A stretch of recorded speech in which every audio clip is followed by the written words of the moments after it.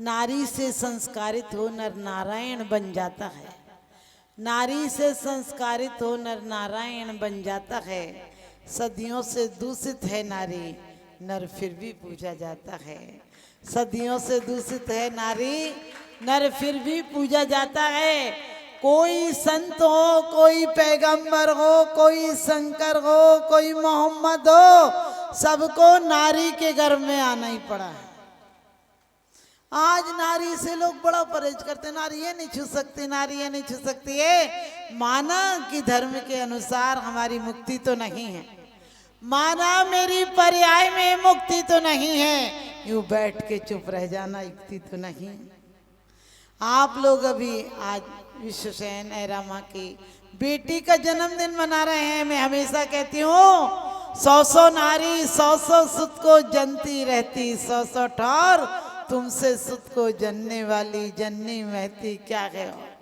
तारागण को सर्व दिशाएं धरे नहीं कोई खाली, पूर्व दिशा ही पूर्ण प्रतापी दिन पति को जनने वाली।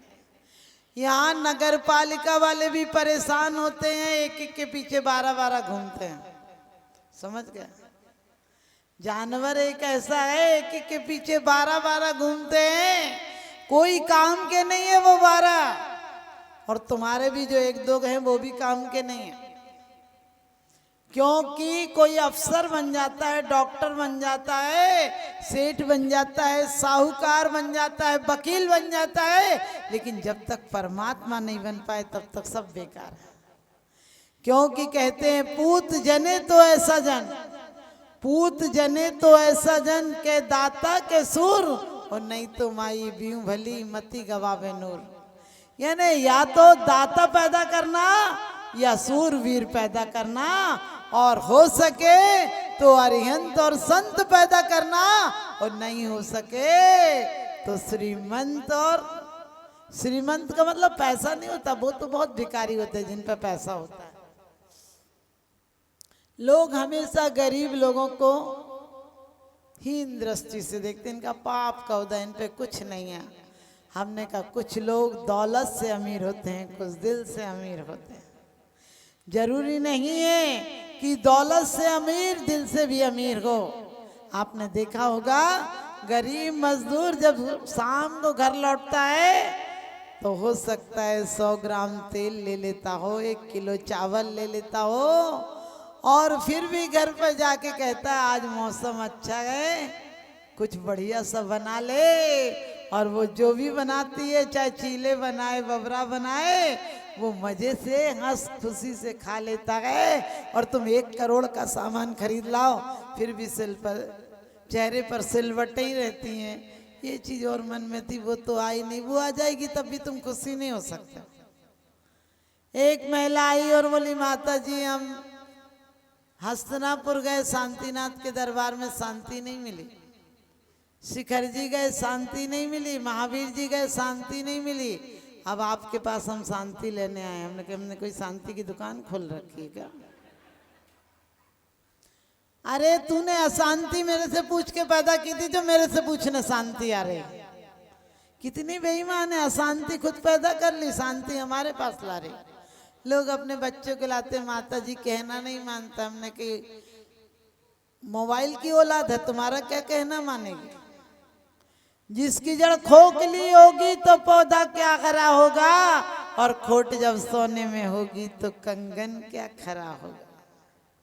जब रामचंद्र जी चले गए तो मंडली भरत की पत्नी एक दिन आधी रात में, ठंडी की रात थी, और परमात्मा से हाथ जोड़े बाहर खड़ी थी। कौशल्या ने आकर कहा बेटा मंडली तुम क्या कर रही हो? कहने लगी कि वो मेरे पति देव सन्यासी की तरह दूर हैं, झोपड़े में हैं, लेकिन वहां चिराग जल रहा है। जब मेरा पति जागता हो तो मैं यहाँ कैसे सो सकती हूँ? फिर कौशल्या ने कहा कि तो तुम वहां क्यों नहीं चली जाती हो? तुम वहां क्यों नहीं चली जाती उनके झोपड़े में? थोड़ा दिल बहल जाएगा। उन्होंने कहा दिल तो भाई को दे रखा, मेरे से कैसे बहल जाएगा? दिल भाई को दे रखा कैसे पिघल जाएगा, लेकिन मैं धर्म पत्नी हूँ, उनके सोए बिना कैसे सो सकती हूँ। वो तपस्वी है, मैं भवन में कैसे रह सकती हूँ। आप सोचना, सिर्फ पद्म पुराण और हरिवंश पुराण पढ़ने के बाद काम नहीं चलेगा। उसके बाद आपने अनुसरण किया तो सच मानना, कल्याणक मनाना सार्थक हो जाएंगे। क्यों? क्योंकि हमने पुराण बहुत पढ़े हैं। लोग कहते पुराण में क्या है, कहानी किससे तो है। मैंने कहा प्रथमान योग मर्त्याख्यानम चरितम पुराणम अपि पुण्यम बोधि समाधि निधानम बोधित बोध समीचीन। वो आख्यान भी आपको केवल ज्ञान में कारण है, पाप से निर्वृत्ति कराते हैं, पुण्य में प्रवृत्ति कराते हैं। तुम्हारी भूमिका में तुम पाप से निर्वृत्ति नहीं रखोगे तो करोगे क्या। आजकल अपनी बेटियों को पहले लोग कुछ बर्तन देते थे, थोड़े बहुत सगुन के बर्तन देते थे, परात दे दी तो और सूप उप दे दिया, ताकि वो शिक्षाप्रद थे कि बेटा सबके साथ रोटी कभी अलग मत कर लेना। और सूप का मतलब था बेटा व्यर्थ को बाहर कर देना, काम की चीजों को रख लेना, अपने लोगों को कभी अलग मत कर देना। आजकल तुम ड्रेसिंग देती हो, डाइनिंग देती हो, कहने लगे खूब खाना खूब सोना, डबल बेड आदि सब देते हो। हमने कहा वो भिखारी है क्या, उसके घर में इतना जुगाड़ा नहीं है क्या। सोचो आप सब देते हो, बोले अब माता जी लड़की को सब देना तो पड़ेगा ही। मैंने कहा जो ले जा रहा है उसके घर इतना जुगाड़ा भी नहीं है तो काहे को दे रहे ऐसे घर में लड़की। आप ध्यान रखना, बेटियों को वो संस्कार देना जो मनोवती की माँ ने मनोवती को दिए थे, जनक ने सीता को दिए थे, सोमा की माँ ने सोमा को दिए थे, और हर माँ ने अपनी बेटियों को वो संस्कार दिए थे कि जो कि घर में आकर कल्याणी बन गई, जंगल में मंगल कर दिए। क्योंकि लोग कहते हैं स्त्रियों का चरित्र भगवान जाने, हमने कि भगवान क्या जाने, क्यों पुरुषों का चरित्र नहीं जाने क्या। आप ध्यान रखना, विचार करना कि पुरुषों का चरित्र, लोग कहते हैं नारी तो नरक का द्वार है। मैंने कि कौन कहता है नारी नरक का द्वार है। नारी नहीं हो तो चार दान नहीं हो सकते तुम्हारे घर में, और नारी नहीं हो तो एक दिन शांति नहीं रह सकती, भले शांतिनाथ की पूजा कर जाओ। आपको पता जब तक रहती है तो लोग ये परेशान करती हैं, झिक झिक करती, झिक झिक। उन्होंने कहा एक दिन चली जाए तो आसमान के तारे जमीन में नजर आ जाते हैं, क्योंकि कुछ समय पर नहीं मिलता है। लेकिन मैं नारियों से कहूंगी कि पश्चिम की सभ्यता की नकल मत करना। तुम अच्छे पतले झीने कपड़े पहनकर, फटे कट्टे कपड़े पहनकर तुम उनकी होड़ तो कर लोगी, लेकिन तुम्हारा व्यक्तित्व बताता है तुम्हारी वेशभूषा कैसी है, भाषा कैसी है, तुम्हारा विचार कैसा है, तुम्हारा भेषज कैसा है, न भोजन, और तुम्हारी औषधि कैसी है। यदि तुम्हारी चार चीजें सही हो गई तो सच मानना कि आज महावीर, तुम त्रिशला का दिल तो पैदा करो, आज महावीर जैसा व्यक्तित्व पैदा हो जाएगा।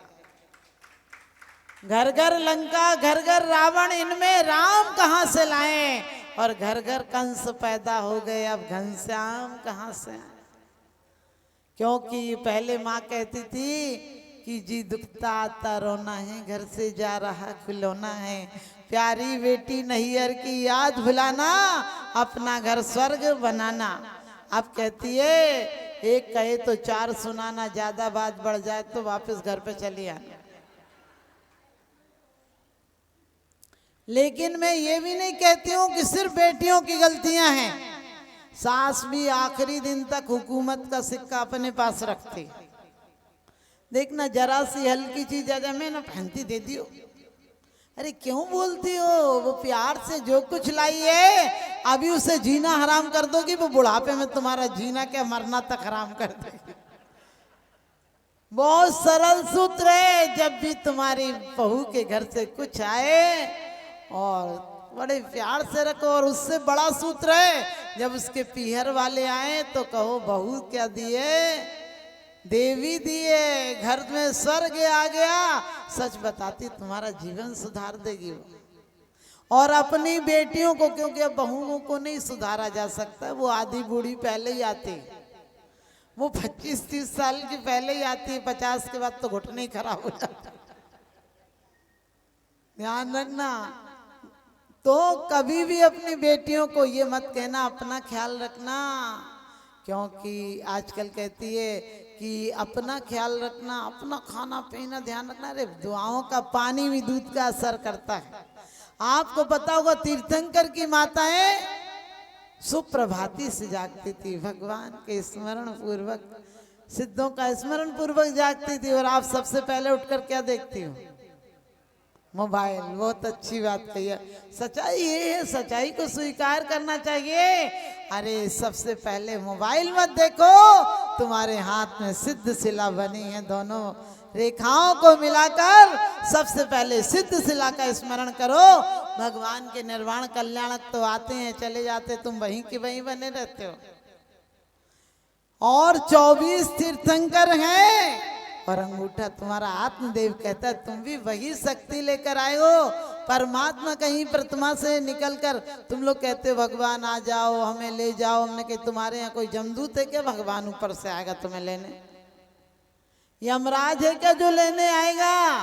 सच बताएं, राम ना मारे काहू को, ना हत्यारे राम आप ही से मर जाते हैं कर कर खोटे का। तुम ये कल्पना मत करना तुम सम्यक दृष्टि हो, अकाल में नहीं मरोगे। तुम सम्यक दृष्टि हो, तुम्हें दरिद्रता नहीं आएगी, विकलांग नहीं होगे, नपुंसक में नहीं जाओगे, और तो और भवनत्रिक में नहीं जाओगे, विकलत्रय में नहीं जाओगे, स्त्रियों में पैदा नहीं होगे। लेकिन मैं कहती हूँ जो स्त्रियों में पैदा हो गई हैं, कोई बात नहीं। आपने देखा पुरुष कभी सेविंग करा कर आता है तो नहाता है, उसमें अभी भी इतनी संस्कृति बची। तुम कभी फेशियल उसियल करा के आती हो, नहाती हो? तुम बाल बनवा कर आती हो, नहाती हो? अरे बाल तो बाल है, चाहे सेटिंग कराओ। लोग कहते बाल सेट कराने जा रहे हैं, हमने कि घर तो सेट नहीं हो पा रहा, बाल सेट कराने जा रहे हैं। हद हो गई।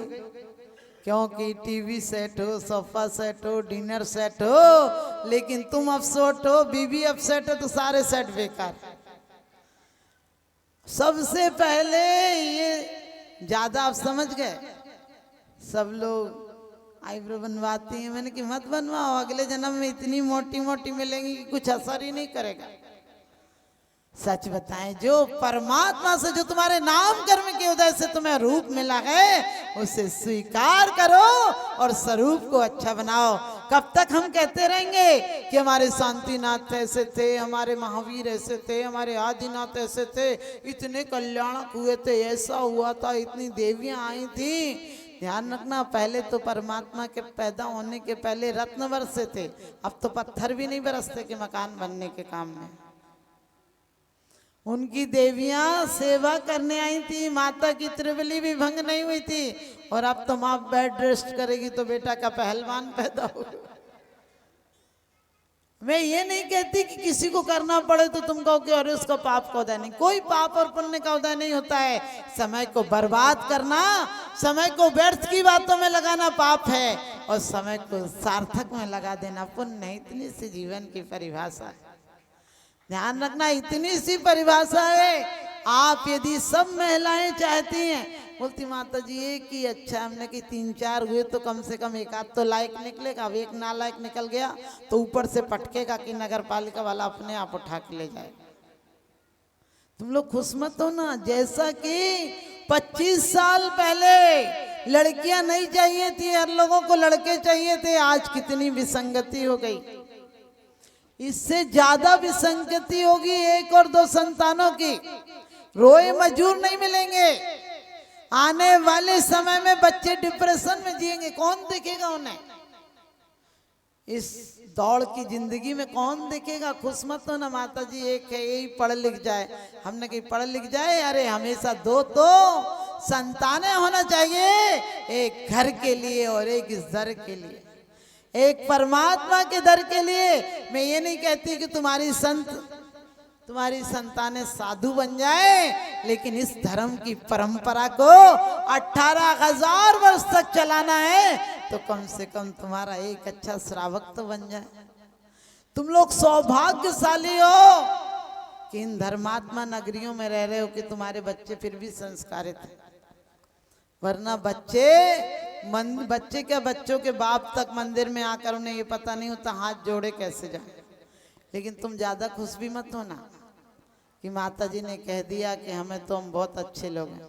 अरे तुम बाहर से बहुत अच्छे हो गए, लेकिन जिस दिन तुम्हारे चित्त सुंदर हो जाएंगे। मुझे बड़ी खुशी होती जब मंदिरों में आपको इतनी संख्या में देखती हूँ, लेकिन मुझे बड़ा दुख होता है जब आपको मंदिर में तो देखती हूँ लेकिन आपके अंदर मंदिर नहीं दिखता है। ध्यान रखना, हमारे दिल बिल्कुल बेईमान हो गए हैं। ऑटो पर भगवान की माला चलती है और अंदर माल की बात चलती है। यहाँ भी लगता है क्या मिल देंगे तो क्या मिलेगा। अरे कम से कम 2 काम किसी दूसरों से मत करवाना, प्रेम और परमात्मा की आराधना। प्रेम और पूजा कभी दूसरों से मत कराना, और दिलों में बच्चों को वो संस्कार दो कि यहाँ आकर उन्हें सिर्फ परमात्मा बनने का ख्याल आए। तप करते यौवन गयो, द्रव्य गयो मुनिदान, और प्राण गए सन्यास में, तीनों गए न जान। जन्म सबको मिलता है लेकिन जीवन किसी किसी को मिलता है। जिन्हें जीवन मिलता है उनकी हम पूजा करते हैं। जन्म तो निगोदिया को भी मिलता है, हमसे ज्यादा जन्म मिलता है। और आप कहते हो कि जन्म जरा मृत्यु विनाश न है। आप ध्यान रखना, इनका जन्म भी सार्थक हो गया। तीर्थंकरों का जन्म भी सार्थक हो जाता है। आओ तो ऐसे आओ कि आना बाकी ना रहे हो, जाओ तो ऐसे जाओ कि जाना बाकी ना रहे। अनशन ऊनोदर व्रत परिसंख्यान रस परित्याग विविक्त सयासन, काय के लिए शादी तुम भी करती हो। जब गुस्सा में रहो तो खाना नहीं खाती हो, लेकिन वो तप नहीं है। पेपर का टाइम होता है या बिजनेस का बहुत अच्छा सीजन चल रहा हो तो थोड़ा बहुत खाकर आप लोग चले जाते हैं, लेकिन वो तप नहीं है। महिलाएं कभी गुस्से में आकर खाना छोड़ दे, वो रस परित्याग नहीं है। पेपर के समय बच्चा पढ़ते पढ़ते सो जाए, ये विविक्त सयासन नहीं है। लेकिन सबके पीछे प्रेम और अहिंसा है तो समझ लेना तुम्हारे कल्याणक मनाना सार्थक हो गए। और निर्वाण कल्याणक अभी तक तुमने निर्वाह किया है। लोग कहते जीवन काट रहे हैं, निर्वाह ढो रहे हैं। निर्वाह किया है, निर्माण किया है, मकानों का निर्माण किया, धर्मशालों का निर्माण किया, मंदिरों का निर्माण किया, निर्माण किया, लेकिन निर्वाण की कोई तैयारी नहीं की। निर्वाण की कोई तैयारी नहीं की। कोई बात नहीं, घर नहीं छोड़ पाओ तो घर में रहते हुए क्या, घर में मत रहना, अपने अंदर में रहना, परमात्मा की भक्ति में रहना। क्योंकि पुण्य और पाप में यही अंतर है। जो मिथ्या दृष्टि वो परमात्मा के दरबार में गृहस्थी मांगने आता है, और जो सम्यक दृष्टि है वो परमात्मा के दरबार में भी गृहस्थी से मुक्ति की भावना भाने आता है। तो आप सब भगवान का निर्वाण कल्याणक मना रहे हैं। अपने निर्वाण की चिंता नहीं की तो वास्तव में तुम्हारा निर्वाण सार्थक नहीं हुआ। तो आप सबसे यही कहूंगी कि अपनी बेटियों को बहुत संस्कार दे के भेजना। क्योंकि आपको पता है फेरों में 6 फेरों में लड़की आगे होती है, 7वें में लड़के को आगे कर देती है। वो कहती है यदि मैं गृहस्थी में रहकर सिर्फ गृहस्थी के काम करूंगी, कोई धर्मानुराग नहीं रहेगा, धर्म प्रवृत्ति नहीं रहेगी, तो मैं 6वें नरक तक जाऊंगी। लेकिन मैं क्यों अकेले जाऊं, तू मुझे लेके आया है, तू 7वें तक जाना, मैं 6वें तक जाऊंगी। लेकिन यदि तुमने श्रावक की भूमिका आपने निर्वाह किया है तो समझ लेना तुम 16वें स्वर्ग तक जा सकते हो घर में रहकर। तो आप लोग 16वें स्वर्ग जाने की तैयारी करें, उस नरक जाने की तैयारी नहीं करें। और शांतिनाथ भगवान, जो कि अभी बात बड़ी अच्छी सुनी थी मैंने कि स्त्रियां कम, आरिकाएं कम थीं, तो मैंने माता जी को लिखकर बताया कि पहले ही स्त्रियां इतनी मिली थी, 96,000 मिली थी। पहले ही उन्हें स्त्रियां इतनी मिली थी, 96,000 मिली थी। सोचना वो 96,000 के बीच में भी शांतिनाथ थे, और तुम एक है वो भी कलहकार नहीं है, खाने ठीक से नहीं देती है, खाने बैठो उसी टाइम पूरी फरमाइशें। आज महिलाएं शांतिनाथ भगवान के कल्याणक पर ये संकल्प लेकर जाएंगी कि जब भोजन बनाएंगी तो जरा भी संक्लेश नहीं करेंगी, और जब भोजन परोसेंगी, क्योंकि विज्ञान भी कहता है भोजन पूजन से ज़्यादा शांत भावों से करना चाहिए। तो आप लोग एक ही नियम ले लें तो कल्याण हो जाएगा। आप कभी भी बोलो, लेकिन भोजन के समय कोई संक्लेश मत रखो। घर के बुजुर्ग हैं, उनके मरने के बाद 13वीं तीसरा करना या मत करना, लेकिन जीते जी उन्हें बड़े आदर और सम्मान से भोजन देना, क्योंकि तुम्हारी शान घट गई होती कि रुतबा घट गया होता। जो गुस्से में कहा तुमने वही हंसकर कहा होता। बुजुर्गों के सामने कभी मत कहना कि वो तो रखते नहीं है, मैं ही रख रही हूँ, तब भी नहीं शांति नहीं, मेरे से जब देखो तब बोलती हैं। अरे अपनों से बोला जाता है, कभी मत सोचना माँ मुझे अपना समझती तो कह लेती है। डांट किसको डांट कर क्या चीज रखी जाती है आपको पता? दवाई, वो तो डांट के रखी जाती। गंदी शीशी हो तो उसे तो निकाल और दिया जाता है। ये सोच लेना कि वो बुजुर्ग हैं, हमारा सौभाग्य है, क्योंकि वो लायक होते हैं जो अपने माँ बाप के साथ रहते हैं, और वो नालायक होते हैं जो ये कहते हैं माँ बाप हमारे पास हैं। कभी सौभाग्य समझना कि वो माँ बाप हैं। आप लोग बहुत सौभाग्यशाली हो, क्योंकि दोस्त बनकर दगा देते हैं। लोग कैसे होते हैं? दोस्त बनकर दगा देते हैं, प्यार के बदले में सजा देते हैं। एक माँ बाप का दिल ही तो ऐसा है जो फ्री में भी हमें दुआ देते हैं, फ्री में भी हमें दुआ देते हैं। तो आप लोग भगवान के कल्याणक बना रहे हैं, आपका भी कल्याण हो, मेरा यही शुभ आशीर्वाद है। और आप सब आज संकल्प लेकर जाएंगे कि आज सबसे पहले घर की तकरार को मिटा देंगे। छोटी सी जिंदगी है, तकरार किस लिए रहती है, दिलों में दरार किस लिए है, साथ कुछ पलों का फिर सब जुदा जुदा, इसलिए जिंदगी में खार बिछाएं किस लिए? जिस पल में हम हंस सकते हैं, जिस पल में हम हंस सकते हैं, उस पल में हम रोएं क्यों? और जिस पल में अमृत हो सकते, उस पल में विष बोएं क्यों? उस पल में विष बोएं क्यों? हमारी हंसी किसी के गिरने पर नहीं आए, हमारी उस हंसी उस दिन आए जब हम रोतों को संबल देकर उसके चेहरों पर मुस्कान ला दें। सच समझना हमारे कल्याणकों का बीजारोपण हो जाएगा। आप सबके कल्याणकों का बीजारोपण हो, आप लोगों की आत्मा भी एक दिन शांतिनाथ भगवान जैसी बाहर की विभूति चक्रवर्ती भी बने और अंदर में तीर्थंकर आपको प्राप्त हो। मेरा यही शुभ आशीर्वाद।